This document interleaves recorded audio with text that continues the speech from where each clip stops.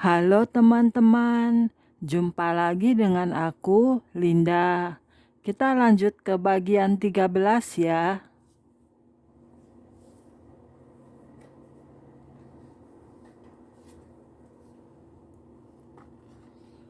Oke, mari kita mulai. Firman Tuhan selalu melakukan sesuatu. Pada peristiwa lain, saya mendapat suatu penglihatan di mana saya melihat malaikat-malaikat yang mengangkat tinggi-tinggi firman Allah. Alkitab lengkap yang besar dan terbuka di atas sana. Dari Alkitab itu keluar kobaran api. Alkitab itu sangat besar dan indah. Firman Allah tertulis dalam huruf-huruf yang besar di dalam kobaran api yang keluar dari halaman-halamannya. Salah satu halamannya berubah menjadi sebuah gambar dan tampak ada suatu kekuatan yang memancar dari gambar itu.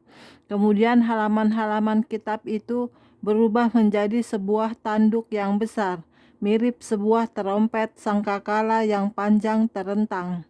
Saya dapat melihat kemuliaan, kekuasaan, dan roh kehormatan yang memancar dari ujung tanduk itu. Saya tahu bahwa itu menggambarkan firman Allah yang hidup. Saya berpikir, oh Tuhan, Kau benar-benar menakjubkan. Engkau adalah firman. Saya percaya bahwa melalui penglihatan ini, Allah mengatakan kepada saya untuk meniup sangkakala di Sion, untuk serukanlah kuat-kuat, janganlah tahan-tahan, nyaringkanlah suaramu bagaikan sangkakala, beritahukanlah kepada umatku pelanggaran mereka dan kepada kaum keturunan Yakub dosa mereka, supaya mereka berbalik kembali kepada Dia.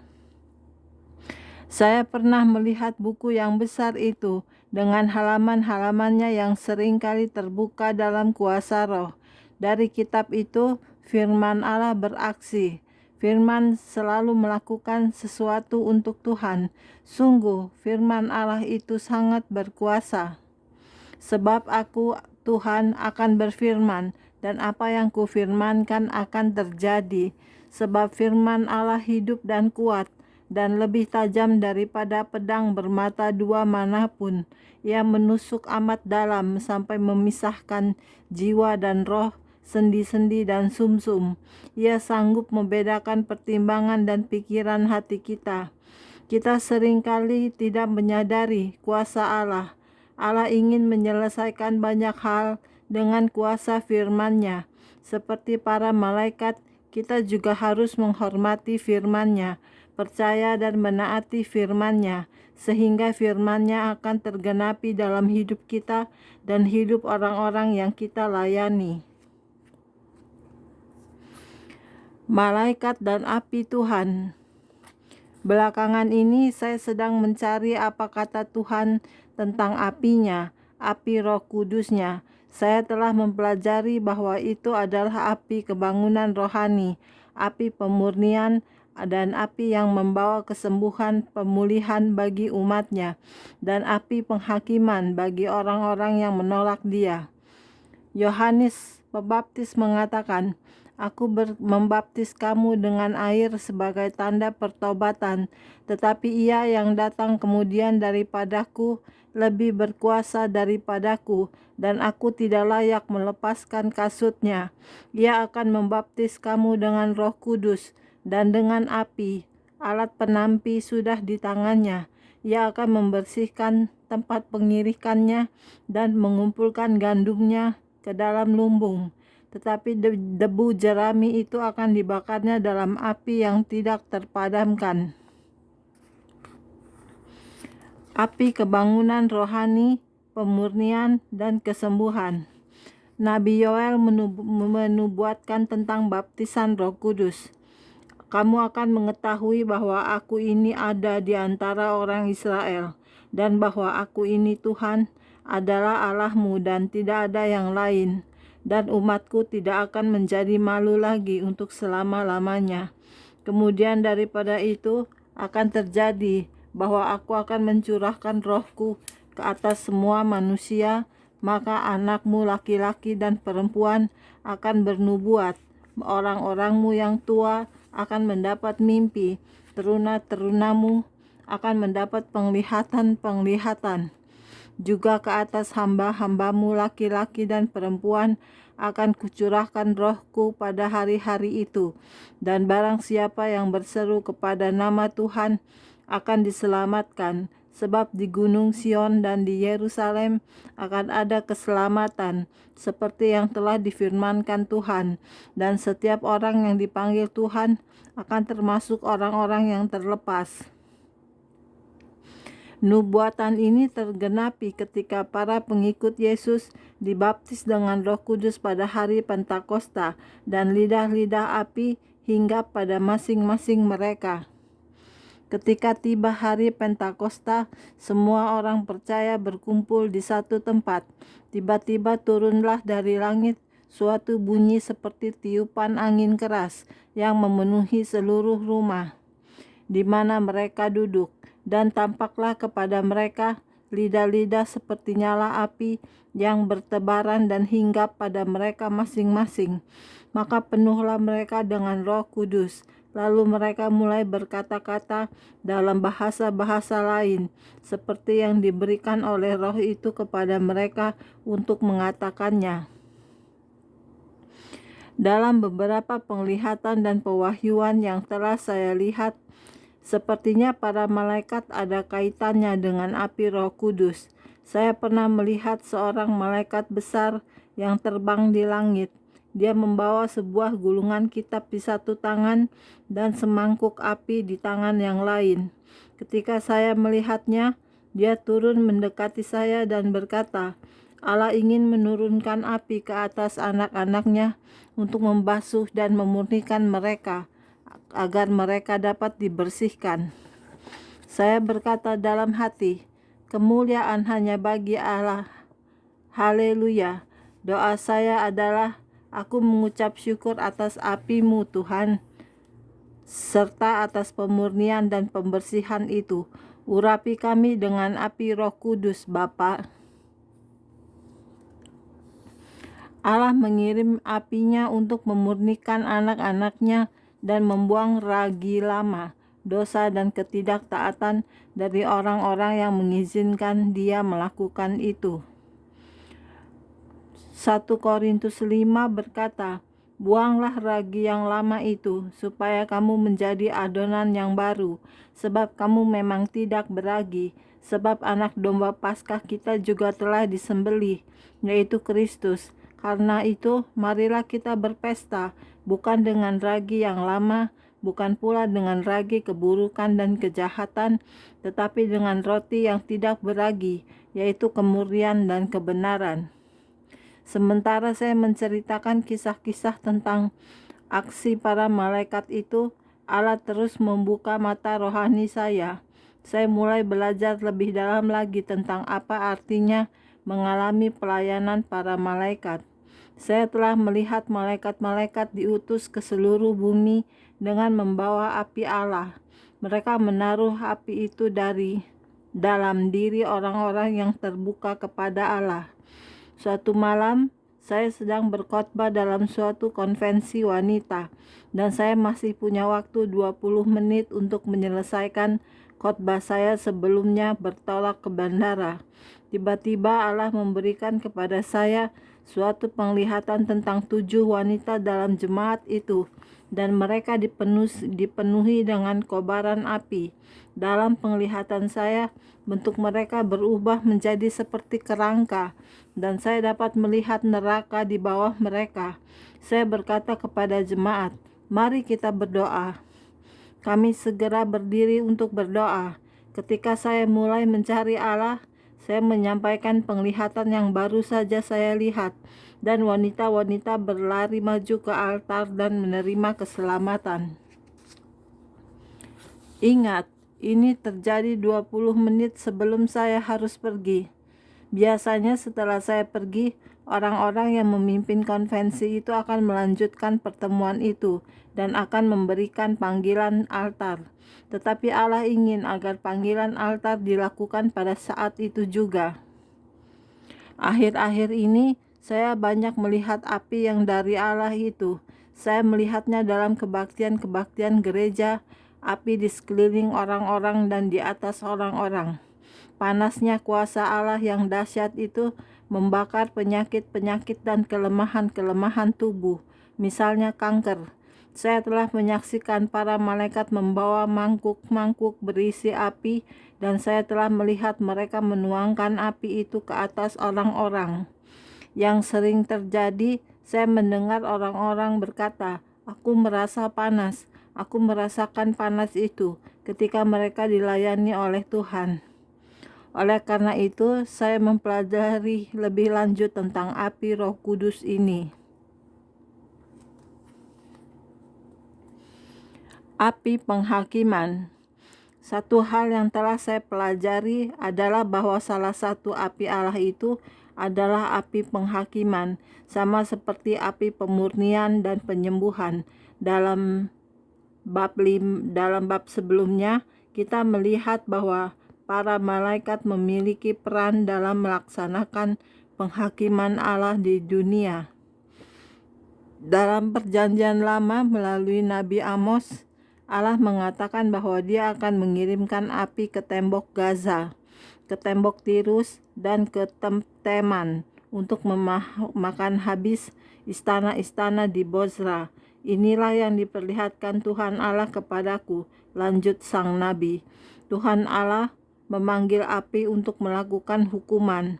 Api pemurnian yang sama yang memberikan kita sukacita, damai sejahtera, dan kesembuhan itu juga akan menghukum orang fasik dan membawa penghakiman atas mereka. Api ini berasal dari surga dan akan menggenapi tujuannya. Kita semua harus menyadari kebenaran ini. Allah serius dengan apa yang Dia katakan. Suatu kali ketika saya sedang berdoa, Allah mengizinkan saya melihat pemandangan surgawi. Saya melihat sesuatu yang mirip seutas tali api. Apinya selalu berkobar, dan para malaikat menggunakannya sebagai tali pengukur. Itu mengingatkan saya ketika Nabi Amos melihat seutas tali pengukur di tangan Tuhan. Pada tali pengukur, di salah satu ujungnya, ada beban pemberat yang digunakan untuk mengetahui apakah sebuah tembok benar-benar lurus dari atas hingga bawah. Tali pengukur adalah suatu cara simbolik yang menunjukkan bahwa Allah sedang mengukur kehidupan orang-orang Israel untuk melihat apakah kehidupan rohani mereka tegak lurus. Sama halnya, saya percaya bahwa penghakiman itu ada bersama kita sekarang ini. Saya sangat percaya bahwa pada dasarnya Allah telah menjatuhkan seutas tali pengukur dari surga untuk memisahkan orang benar dari orang fasik. Kita perlu setia dan mengasihi Allah dengan segenap hati. Allah berkata, "Dan aku akan membuat keadilan menjadi tali pengukur dan kebenaran menjadi tali sipat." Penghakiman sudah berlangsung selama beberapa waktu. Allah ingin agar kita berbalik kepadanya sebelum semuanya terlambat. Bagaimana kehidupan Anda jika diukur di hadapan Tuhan? Sudah terlalu sering iblis membawa roh kebingungan untuk menghalangi kita mendengarkan kebenaran. Hidup kita dapat diukur sebagai hidup yang lurus dan benar hanya jika kita menerima Tuhan Yesus Kristus dan kebenarannya melalui penebusan. Dia memberikan penebusan kepada kita ketika Dia mati di kayu salib, dan ketika kita tetap tinggal dalam kebenarannya melalui iman dan ketaatan kepadanya. Kita tidak boleh menganggap enteng dosa. Belum lama berselang, saya terbangun di malam hari dan saya mendapatkan penglihatan yang menakjubkan, yaitu tentang seorang malaikat yang sangat besar. Di kedua tangannya ada gulungan kertas yang selalu dia putar-putar. Kemudian dia membuka gulungan kertas itu dari kedua ujungnya. Malaikat itu melihat kepada saya dan berkata, "Demikianlah firman Tuhan, catatan waktu telah dibuka di surga." Dia mengulangi itu 3 kali, kemudian terbang menjauh. Saya mulai mencari Tuhan untuk menanyakan apa maksud dari penglihatan itu. Roh Kudus memunculkan pikiran di benak saya tentang penghakiman yang telah ditetapkan untuk bumi. Kita hidup dalam suatu waktu yang berbeda dari yang pernah ada sebelumnya. Meskipun ada berbagai masalah dan penghakiman Allah di bumi, kita juga melihat pencurahan Roh Kudus yang luar biasa. Saya tekankan kembali, Allah tidak ingin orang-orang mengalami penghakiman, tetapi Dia ingin agar orang-orang bertobat dan kembali kepada Dia melalui Kristus. Mari kita izinkan Dia memurnikan kita dengan apinya dan membersihkan Dia dengan firman-Nya yang kudus. Acap kali dalam doa, saya melihat malaikat-malaikat Allah menggunakan tali pengukur yang penuh dengan api ini. Saya membaca sebuah buku dari orang lain yang pernah melihat surga, dan penulis itu juga melihat tali pengukur yang berapi ini. Hai umat kudusnya, Allah sedang menarik tali pengukur ini. Kita perlu bersiap untuk kedatangan Yesus.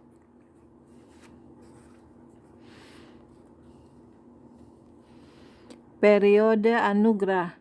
Saya telah melihat beberapa hamba Tuhan dan pengkhotbah yang menyampaikan Injil Yesus Kristus dan melakukan kehendak-Nya, tetapi mereka jatuh dalam perzinahan atau dosa lainnya.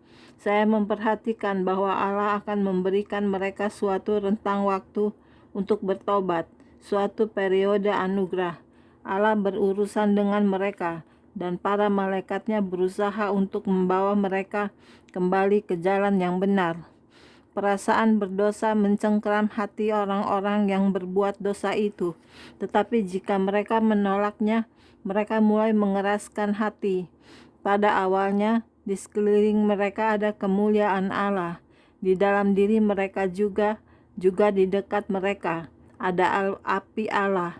Api ini seperti pagar pelindung bagi mereka. Tetapi ketika mereka jatuh dalam dosa dan berbagai kebohongan, mereka membiarkan ada celah yang terbentuk di pagar pelindung itu. Kejatuhan mereka dalam dosa juga membuat celah dalam pengurapan mereka yang berasal dari Allah.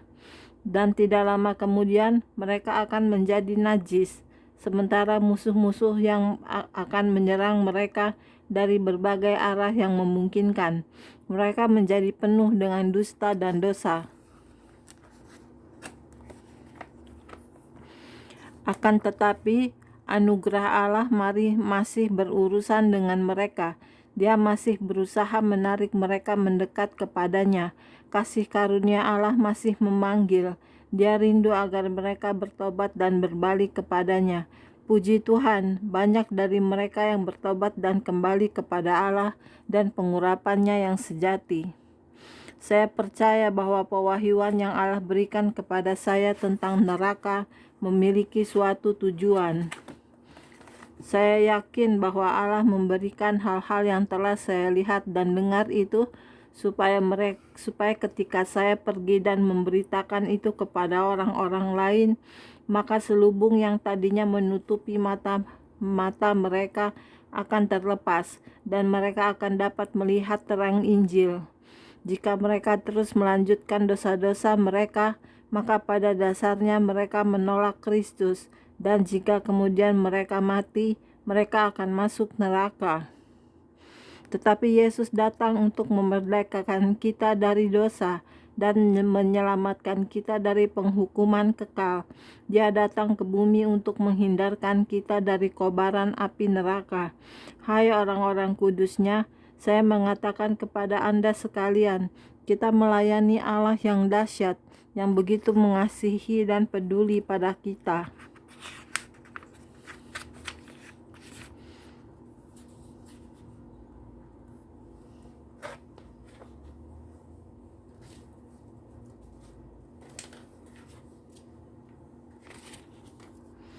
Oke, sekian dulu untuk hari ini videonya ya.